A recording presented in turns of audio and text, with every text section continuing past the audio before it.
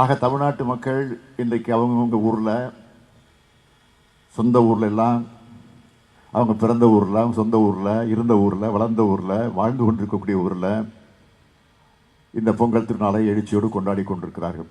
இன்னைக்கு பார்க்குறீங்க, 13ஆம் தேதியிலிருந்து விடுமுறை, 14 போகி, 15 பொங்கல், 16 மாட்டுப் பொங்கல், அதான் திருவள்ளுவர் தினம், 17 காணும் பொங்கல். அதற்கு பிறகு பார்த்தீங்கன்னா 18, 19 விடுமுறை. இடையில 17 ஒரு நாள் தான் விடுமுறை இல்லாமல் இருந்துச்சு.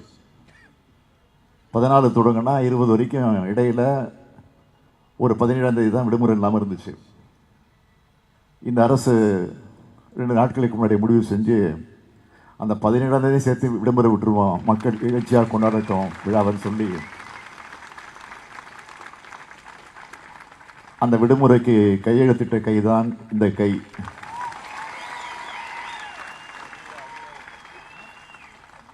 ஆகவே இன்றைக்கு தமிழ்நாட்டில் நடந்து கொண்டிருக்கக்கூடிய திராவிட மாடல் அரசு என்பது